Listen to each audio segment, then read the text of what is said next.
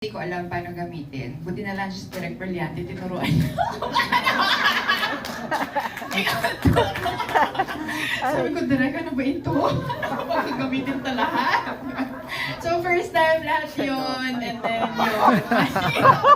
Mahirap siya, pero nailaban namin. So of course, with the help of everybody. Ako, nahirapan ako dun sa lahat ng galit part kasi pinaka-new siya sa role ko.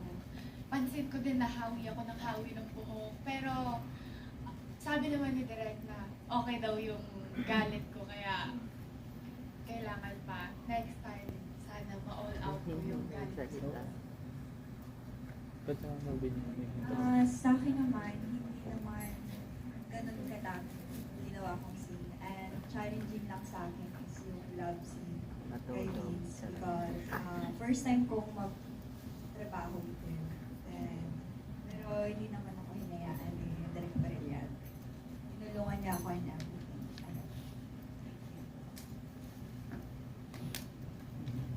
Diba, Aaron? Walang sasabihin.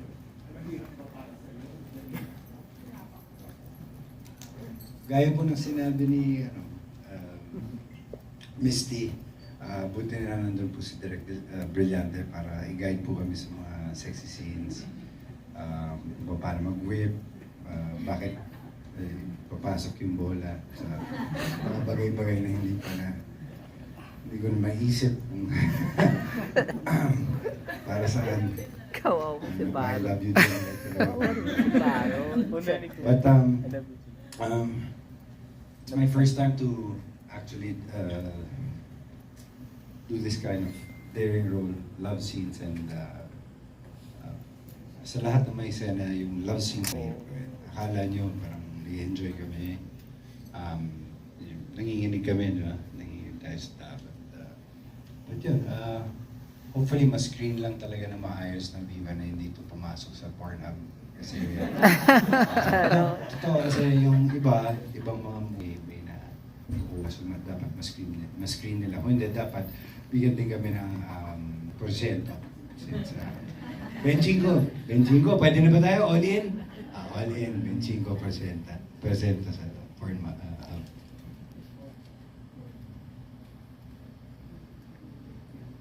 There you have it. Thank you very much. That was Jerry Oleo of FAP. Up next, we have Danny Vivas of Daily Tribune. Hello there. Yeah. Well, maybe the film can tell us how do you come up with this with a story like this? I mean, I think it's a rare movie, especially the way it was shot. But what inspired you? I don't know if a movie like this needs an inspiration to write, but how did you come about this? Yeah, so I was in America, and I was thinking of my next film, and I saw a scene in Ammo where Felix Rocco's character goes into a gambling den, and I said, this world fascinates me. Like, I could do a whole movie just about gambling dens. So I started doing research and asking people about gambling they do here, and when I came here, we did more research, and we talked to more people, and we saw how they cheat, how they gamble, and then Direk Brillante and I, we expand the story. We start to include their inner life also, not just how they gamble and win money and all that stuff, but also like the life behind the scenes with their family and the struggles that they go through. And we start to build out the story and the world more, and we keep expanding it. How long did you said you did research? How long did that take? I mean, how many, I don't know, gambling houses or gambling places did you have to visit to get to know how things are going on? Or how things go on there? And we're familiar with the legit casinos. We see how it's operated, but these are not legit. So how many did you have to visit or whatever? Some we visit, some we get anecdote, so they just tell us. Some we go to, some they just they recreate for us. like it's not real, like dangerous. They just tell us, oh, we do this. This is a way to cheat. This is a way people do things. So some is real, and some is they just kind of walk us through and teach us.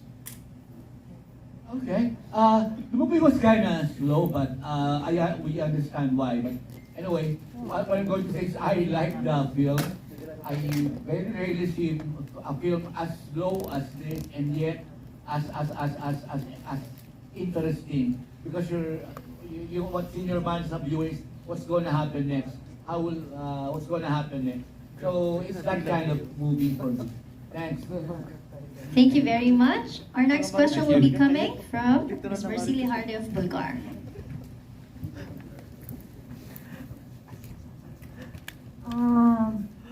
Good evening sa ating lahat. Congratulations sa inyo lahat, lalo na kay Janelle T. at saka kay Angelica Kang. Dahil sobra akong naeya. Minuto, umiihi ako. But anyway, ang tanong ko lang, do you believe that money is the root of all evil?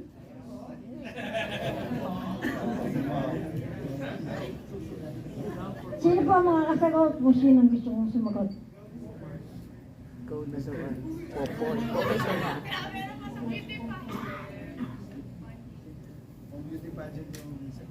Beauty pageant, go. Ah. Our queen, go. Thank you for the wonderful question. Ikaw si ano, Janela? Apo. Go queen! Go queen! Janelle T, ano? Ikaw, pareho ka naman magkakalit ka rin na ano eh. Pakainin mo yung alta mo. Angelica. Oh, kapatid. Angelica. Well, yes, money is the root of all evil, but money can also be used in our daily needs, diba? So, it's just a matter of what's our intention with what will we do with our money. So, yeah. Yeah. Janelle, ano? Yung isa. Yes, I think money is the root of all evil kasi money talagang totoo, it can rule us. Lalong-lalo na pag sobrang kailangan natin, like what we saw in the movie. But I also think na money is there para i-balance tayo sa life kasi when everything is free, pag may nakukuha ka as a person, parang gustong-gusto mo pa hanggang sa hindi mo na makontrol yung sarili mo, kaya there's gambling. And yeah, I think money also balance everything, but it also is the root of all evil. Okay, thank you.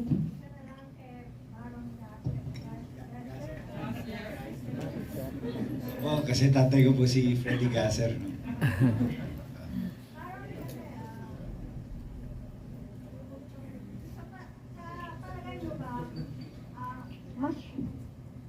Baron, sa palagay mo ba mas panalo ka sa pusoy sa pakikipag sisling hatchin mo with Angelica King Kang at saka Janela T. Janela Kong. King Kong. Nangya ka talaga, pare. Bulgar ka talaga, te. Wag na po kasi kayo mag-shades gabing-gabi. Kaya hindi mo na parang nakita yung mga love scenes. Pokray ka kayo. Doon ko nga nakikita eh. So, sobra nga. Ano ba? Anyway. Kita naman po natin lahat, pantay-pantay po yun. Feeling mo nga, mas nakascore nga, nakalamang po itong baby brother ko eh. Nagkataon lang, mas maraming kaming laman na pinakita, mas marami akong laman na pinakita na good luck sa asawa. Thank you, ma'am. Yung isa, yung isa pa rin gumaganap na, Vince Dillon, bata ka pa, pero sobra ka na makipag-sex, ha? Pokray ka, te. Mas malibit po yung mga sexy ni Gabaran kasi po talagang kain kong kain eh. Hindi mo natin kung naghugas ng pao muna yung... Yun nga eh. Tataka nga ako, nakakain nyo. Hindi ko po nagagawa eh. Oo. Hindi nga po nag-alcohol ng paa, nagulat na naman. Pagka gano'n ko, ay, sabi.